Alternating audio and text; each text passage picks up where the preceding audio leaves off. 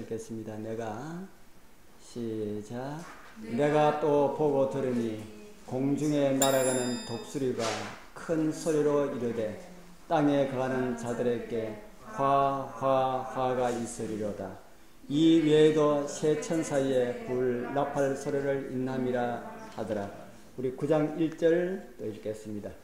다섯째 천사가 나팔을 불매 내가 보니 하늘에서 땅에 떨어진 별 하나가 있는데 저가 무저갱의 열쇠를 받았더라. 거기까지만 읽도록 하겠습니다.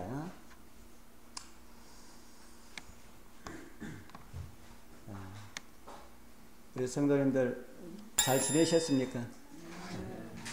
날씨가 너무 좋지요. 어제 그제가 겨울인 것 같았는데 갑자기 여름 날씨 같이 날씨가 참 좋다는 생각이 듭니다. 오늘은 5번째 나팔을 함께 살펴보면서 은혜를 나누길 소망합니다. 우리 지난 시간에는 첫째 나팔부터 넷째 나팔까지를 살펴보았습니다. 제가 말씀드리는 재주가 없어서 우리 성도님들 바르게 잘 이해를 하시는지 모르겠습니다. 잘 안되는 것은 성경 말씀을 통하여서 우리 성령께서 깨닫게 하시는 성령의 음성을 통하여서 더 밝히 깨닫게 되길 바랍니다. 우리 첫째부터 넷째 나팔까지의 그 내용은 사도시대 교회, 그러니까 7교회와 7인과 거의 같이 그렇게 나간다 생각하면 됩니다. 사도시대 교회 이후의 모습을 우리에게 보여주셨는데 예루살렘의 멸망도 우리는 보았고 왜 그렇게 하나님을 믿는 백성들이 박해를 받고 핍박을 받을 수밖에 없었는지 그 이유가 기록된 우리 성경장들도 보게 되었고 하늘에서 떨어진 별이 뭐처럼 되었다 그랬습니까? 숲처럼 되어서 하나님의 사업을 방해한 것도 보게 되었고요. 복음을 가려운 세력이 무엇인지도 우리는 살펴보게 되었습니다. 우리 여러분들 눈에 예수님께서 보이십니까? 아니면 보이지 않으십니까? 이 사단의 계계로 인하여서 우리는 예수님을 잘 분별하지 못하는 이런 일들이 많이 있습니다. 그러나 우리는 넘어져도 보이지 않아도 우리의 눈을 열어주시고 우리의 손을 잡아주실 수 있는 그런 분이 계시기 때문에 우리는 또 용기를 가지게 됩니다. 우리를 잡아주시고 격려해 주시고 힘을 주시는 우리 하나님을 인하여서 감사하게 되길 바랍니다. 그런데 넷째 나팔이 불려지고 난 다음에 다섯째 나팔이 불려지기 전에 이상한 말씀이 기록되어 있습니다. 이미 우리가 읽어본 공중에 날아가는 무엇이 소리를 칩니까? 공중에 날아가는 독수리가 정말 독수리가 날아가면서 이렇게 외쳤을까요? 우리가 보는 성경에는 독수리로 번역이 되어 있지만은 킹 제임스 성경에는 이렇게 번역되어 있습니다. 또 내가 보고 들으니 하늘 한가운데를 가로질러 날아가는 누가 그럽니까? 한 천사가 큰 음성으로 이르되 그런데 킹 제임스 성경에는 천사가 있는데 왜 요한계시록 8장 13절에는 독수리로 번역을 했을까? 왜 그렇게 번역한지는 아무도 모릅니다. 번역한 사람들이 그래서 이 번역 가운데 많은 오류들이 있는 것을 우리는 보고 있지만은 그 오류로 인해서 하나님의 진리는 가릴 수가 없다는 그런 사실도 우리는 알고 있지요. 하늘 나는 천사가 무슨 소리를 지릅니까? 하늘 나는 천사가 큰 소리로 이르되 땅에 거하는 자들에게 뭐가 있다 그럽니까? 땅에 거하는 자들에게 화가 있는데 한 번만 화락하지 아니하고 뭐라 그럽니까? 화가 있다 하고 이렇게 소리를 지릅니다. 이런 걸 보면은 나머지에 이제 새 나팔이 남았는데 새 나팔의 성격이 어떠할 것인지 우리로 하여금 짐작하게 하는 그런 말씀이다 하는 겁니다. 이 세상에서 일어나는 사건들을 어떻게 섭리하면서 하나님의 뜻을 이루어 가시는지 다시 한 번 더 말씀을 통해서 살펴보고자 합니다. 다섯째 나팔이 어떻게 소리를 울리는지 우리 다시 한 번 더 요한계시록 9장 1절에서 3절까지 있는 말씀, 아까 우리 1절만 읽었는데 1절에서 3절까지 있는 말씀을 다시 한번 읽어보도록 하겠습니다. 다섯째, 시작. 다섯째 천사가 나팔을 불매 내가 보니 하늘에서 땅에 떨어진 별 하나가 있는데 저가 무저갱의 열쇠를 받았더라. 저가 무저갱을 여니 그 구멍에서 큰 풀무의 연기 같은 연기가 올라오매 해와 공기가 그 구멍의 연기로 인하여 어두워지며 또 황충이 연기 가운데로부터 땅 위에 나오매 저희가 땅에 있는 정갈의 권세와 같은 권세를 받았더라. 아멘. 뭐 잘 이해가 안 되지만은 뭐 그렇게 뭐 나쁜 것 같지가 않으니까 아멘 하는 겁니다.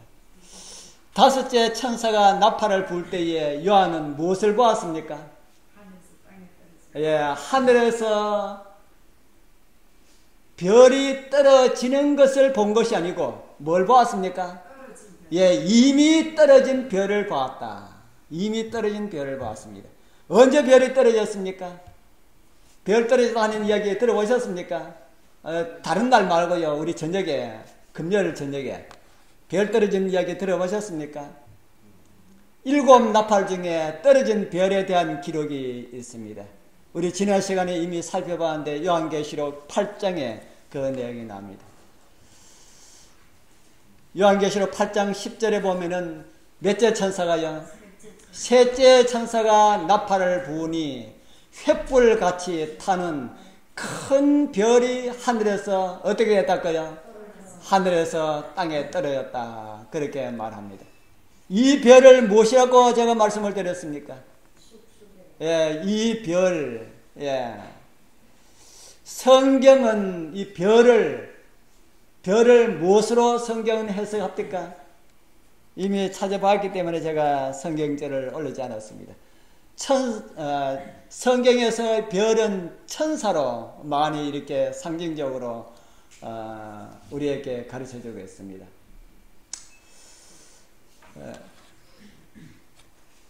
그러니까 하늘에서 떨어진 이 별을 사단으로 해석한 데는 무리가 없다. 하늘에서 땅에 떨어졌기 때문에.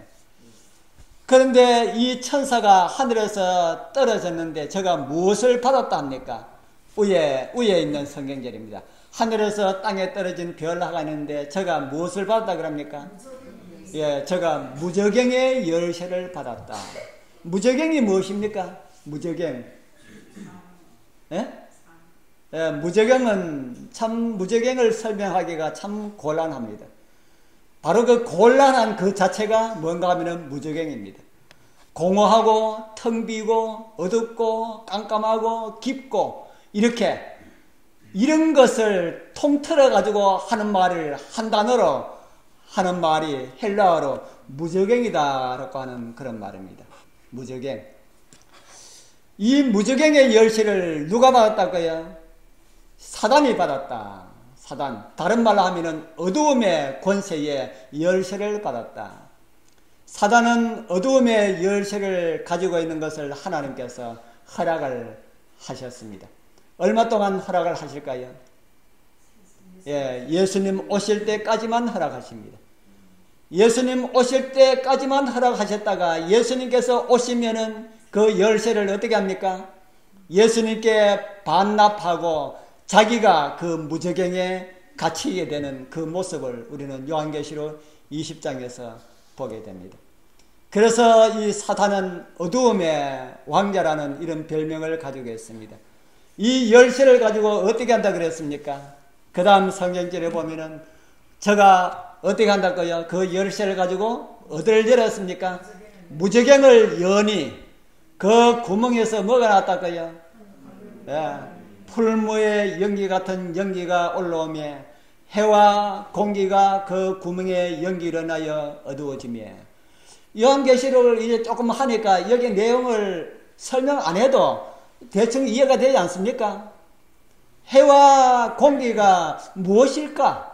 성경에서 말하는 해와 공기, 공기는 아직까지 말씀을 드리지 않았다고 생각이 되는데 해는 많이 말씀을 들었지요. 해는 무엇이라 그랬습니까? 예수 그리스도.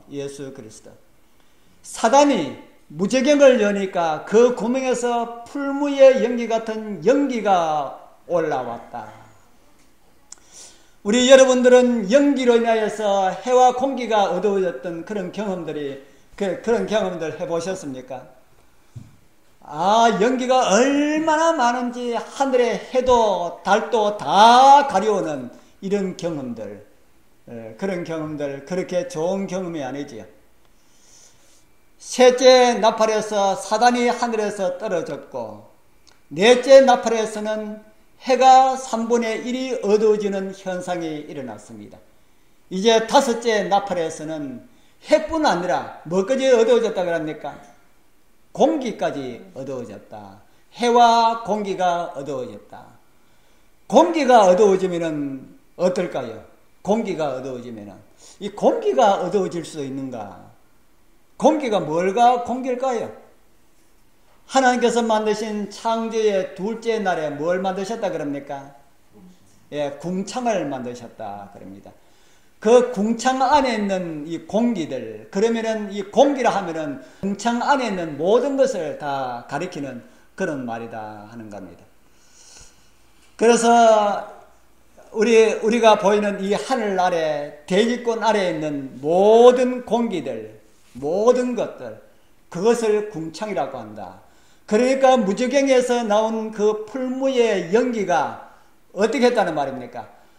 하늘의 모든 것을 다 가루어서 어둡게 만들었다. 우리가 지난번에 찾아본 이 넷째 나팔에서는 해와 달이 3분의 1이 어두워지는 그런 현상을 우리가 보게 되었습니다. 이제는 어떻게 됐다 그럽니까? 이제는 다 가려졌다. 다 가려졌다. 그런 말씀으로 우리는 이해를 하게 됩니다. 예수님께서 70인을 내보내셨을 때에 그들이 돌아와서 예수님께서 선교 여행에 얻은 그런 경험들을 예수님께 보고를 했습니다. 그 내용이 누가복음 10장 17절에서 18절에 나오는데요. 우리 같이 한번 읽어보겠습니다. 70인이 시작.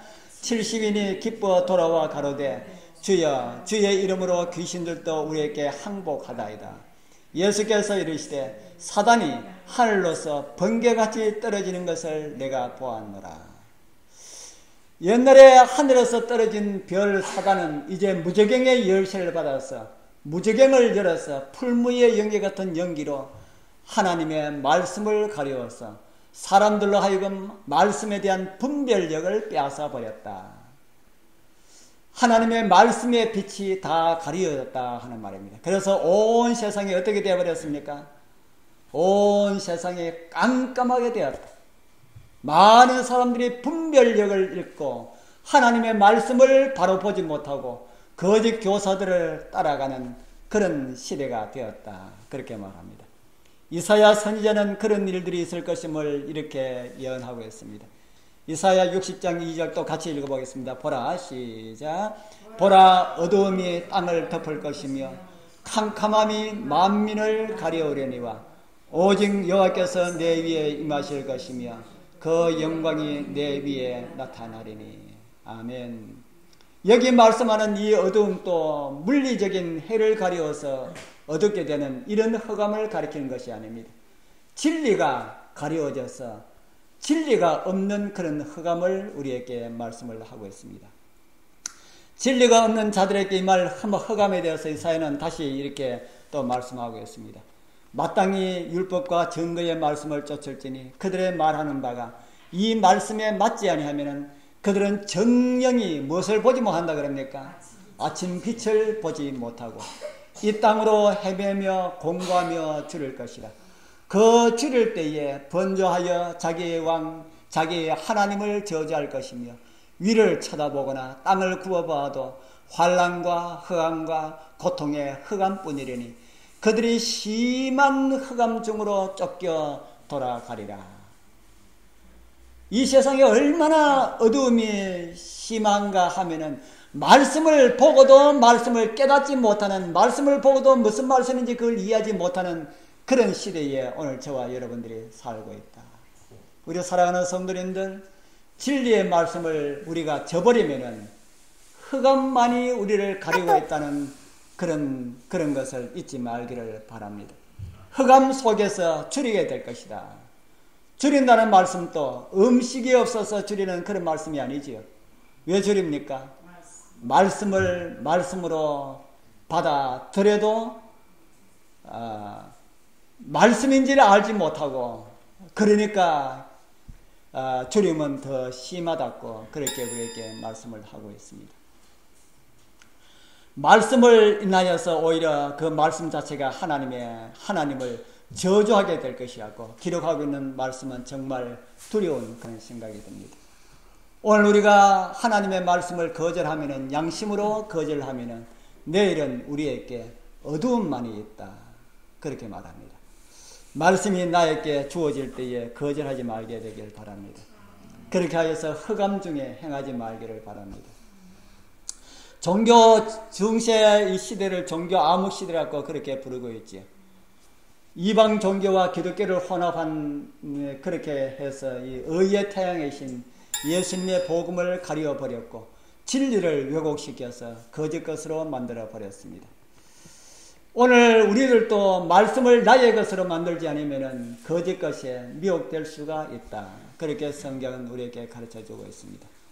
우리는 성경을 읽을 때에 성경을 성경으로 읽어야 한다. 이게 무슨 말일까? 성경을 성경으로 읽어야 한다.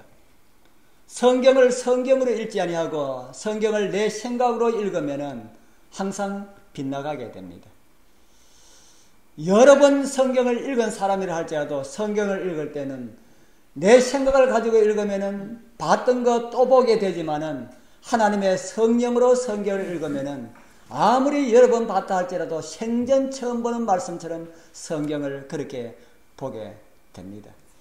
그래서 우리 내 생각을 가지고 성경 지식을 쌓으려 하지 마시고 정말 하나님께서 주시는 하나님의 말씀으로 우리가 깨우침을 받는 그런 시간들 되길 바랍니다.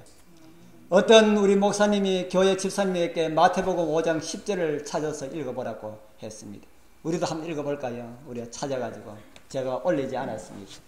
마태복음 5장 10절.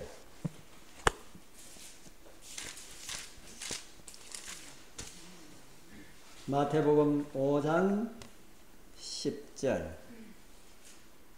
자, 우리 신약성경 5페이지 정도 됩니다.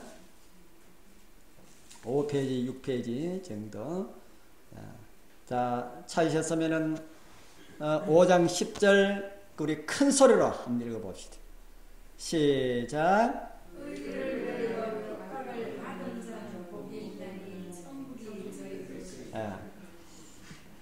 우리 바르게 이해하시는 분이 크게 읽어가지고 우리 장로교회는 그렇게 읽으시는 분이 없는 것으로 인해서 감사합니다.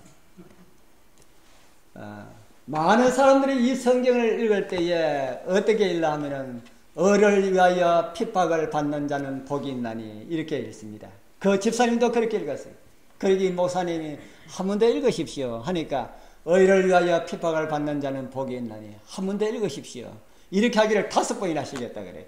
그러니까 나중에 그 집사님이 성질이 나가지고 아니 목사님 성경 한 번 읽으면 됐지 뭐 자꾸 5번이나 읽도록 그렇게 합니까?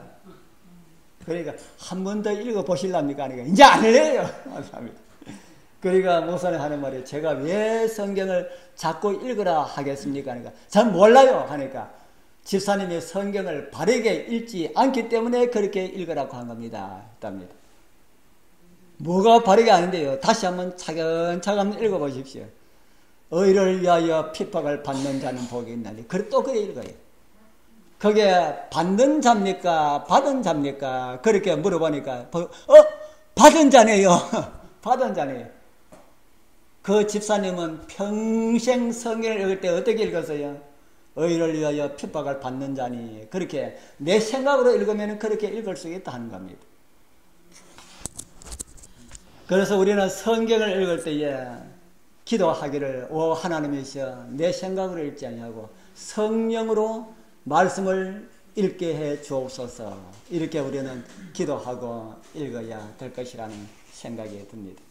그럴 때에 우리 성하여서 기록하신 그 말씀은 성령께서 깨닫기를 원하는 그런 방법으로 우리는 깨닫게 될 것이다 하는 그런 말씀이 생각이 듭니다. 제가 얼마 전에 우리 유튜브를 살펴보다가 장로교인 교회 목사가 설교해 나가는데 제7일 안식일 예수 재림교회의 교리를 반증한다라고 과하게 서 있어요. 그래서 제가 들어가 봐서 하나 들어봤습니다. 한 10분 정도 하는데 영혼 문제를 마침 해요. 영혼 문제를 하면서 제7일 안식일 예수 재림교회를 안 하고 안식교 목사들은 이렇게 가르친다 하고 그렇게 이야기하더라고요. 영혼이 있는데 왜 영혼이 없다 그러는가? 그러면서 나사로가 무덤에 있는데 예수님께서 불렀을 때 영혼이 있었기 때문에 나사로가 나온 것 아닙니까? 그렇게 이야기해요. 참 답답하지요? 답답합니다. 부자와 나사로 이야기하면서 영혼이 있기 때문에 죽은 자가 천사에게 받들려서 가지 않았습니까? 그렇게 이야기해요. 옆에 있었으면은 부자한테 받들려서 간 사람이 영혼입니까? 사람입니까? 하고 내가 그렇게 물어볼 건데 옆에 있지 않아서 제가 거기에 댓글을 쭉 이렇게 달아놨습니다. 참 성경을 보고도 그렇게 바르게 깨닫지 못하는 그런 사람들이 너무나 많이 있다. 자신이 가지고 있는 그 상식, 편견의 그 안경 때문에 그렇다는 겁니다. 성경을 볼 때에 영혼이 있다라는 이런 마음을 가지고 보니까 다 영혼으로 그렇게 보이는 겁니다. 저와 여러분들은 성경을 볼 때에 영혼이라는 것은 다름이 아니고 내 자신이 영혼이다라는 것을 그렇게 이해하고 성경을 보니까 또 다 그렇게 보이는 겁니다. 자신이 갖고 있는 상식을 근거로 해서 성경을 읽으면 그렇게 보인다. 말세가 될수록 말씀이 가려져서 진리와 오류가 분간하기 어려운 시대에 우리는 살고 있습니다. 사람들이 자신이 하나님이라고 하는 이들이 수없이 등장하고 있는 이런 때에 이 땅에 말씀이 많이 있으나 그런 말씀에 기근이 오고 있다. 그런 생각을 하면서 정말 진리가 가려져 있는 그런 시대가 바로 오늘 이 시대가 아닐까 하는 그런 생각이 많이 듭니다. 우리 정은의 말씀에 보면 이런 말씀이 있습니다. 대정토 593쪽에 보면 거짓 것이 참 것과 너무도 유사할 것이므로 뭐 바뀌는 겁니까? 성경 밖에는 그것들을 분간할 수가 없다. 그래서 성경의 진리로 마음을 견고히 방어한 자들 외에는 아무도 최후의 대행투를 견디지 못할 것이다. 그래서 우리 성도님들 우리는 뭘 해야 됩니까? 성경을 읽어야 합니다. 개인적으로 우리 성경을 읽지 못하면은 그 성경이 내 마음을 주장하지 못한다면은 우리는 함께 어두움에 사일 수가 있다. 그래서 우리 성도님들 정말 우리 성경 읽읍시다. 그리고 나의 모든 것들 다 버리고 단순한 마음으로 말씀을 받아들이고 그 말씀으로 하늘을 준비하며 살아가게 되길 바랍니다. 진리와 오류가 무엇인지 알기 어려운 그런 시대에 우리는 살고 있습니다. 저와 여러분들은 삶이 정말 하나님의 말씀을 가슴으로 받아들이고 양심으로 순종하는 이런 삶이 되길 바랍니다. 무적행에서 연기만 나오는 것이 아니고 또 뭐가 나오더라 그랬습니까? 잊어버렸지요. 연기만 나온 것이 아니고 황충이 나오더라. 요한계시록 9장 3절 4절 우리 또 한번 읽어보겠습니다. 또 시작. 또 황충이 연기 가운데로부터 땅 위에 나오며 저희가 땅에 있는 정갈의 권세와 같은 권세를 받았더라. 저에게 이르시되 땅의 풀이나 푸른 것이나 각종 수목은 해하지 말고 오직 이마에 하나님의 입맞지 아니한 해하라 하시더라. 여기 나오는 이 화면의 사진은 2004년도 지금부터 한 11년 전에 메뚜기가 날아든 것을 찍은 실제적인 사진입니다. 옛날에 애굽에 내려졌던 메뚜기 재앙이 이랬을까? 아니면 이보다 더했을까? 그런 생각이 날 정도로 메뚜기가 온 하늘을 뒤덮은 이런 일들이 11년 전에 있었습니다. 여기에 나오는 요한계시록 9장에 나오는 여기에 나오는 이 황충이 바로 메뚜기를 가리킵니다. 메뚜기. 그런데 이 메뚜기가 무슨 권세를 받았다 그럽니까? 메뚜기가 무슨 권세를 받았어요? 예, 정갈의 권세, 정갈의 권세와 같은 권세를 받았더라. 그래서 이 권세를 가지고 누구를 해롭게 한다 그랬습니까? 누구를 해롭게 하지 못한다 그랬습니까? 땅의 풀이나 푸른 것이나 각종 수목은, 그래서 땅의 풀이나 푸른 것과 각종 수목은 누구다고 그랬습니까? 그 뒤에 해설이 있지요. 하나님의 입맞지 아니한 사람들, 진짜 하나님 백성들 놔두고 다른 사람들만 다 해하라. 이곳에 나오는 이 황충과 같은 이 세력이 선의 세력입니까? 악한 세력입니까? 예, 악한 세력입니다. 악의 세력입니다. 아까 무지개 열쇠를 누가 열었습니까? 누가 열었습니까? 사단이 열었지요. 사단이. 하늘에서 떨어진 별이 무지개 열쇠를 받아가지고 무지개를 여니까 거기에서 이제 이런 황충이 나왔다는 겁니다. 그래서 사단이 열고 사단이 나오게 한 이 황충이 누구를 해하지 못하게 해요? 하나님의 진짜 하나님의 백성들은 해하지 못하게 한다. 참 이거 보면서도 사단을 따르는 사람들이 그래도 사단 숭배를 하는 거 보면 참 이상하죠. 왜냐하면 성경을 모르기 때문에 그렇다 하는 겁니다. 이 악한 세력은 하나님의 입맞지 아니한 자들만 해롭게 한다. 이렇게 말씀을 하고 있습니다. 또 어떻게 해롭게 하는지 이런 말씀이 있습니다. 또 정갈과 같은 꼬리와 소는 살이 있어 그 꼬리에는 5달 동안 사람을 해하는 권세가 있더라. 저는 이 말씀을 보면서 왜 정갈과 같은 머리가 있어 하지 아니하고 뭐라고 했습니까? 정갈과 같은 꼬리가 있다고 기록했을까? 저는 그 말씀이 왜 그럴까 하고 했는데 정갈 사진 보고 저는 그 이유를 알았습니다. 여기에 올려진 게 정갈입니다. 이런 거 한번 보셨습니까? 못 보셨지요?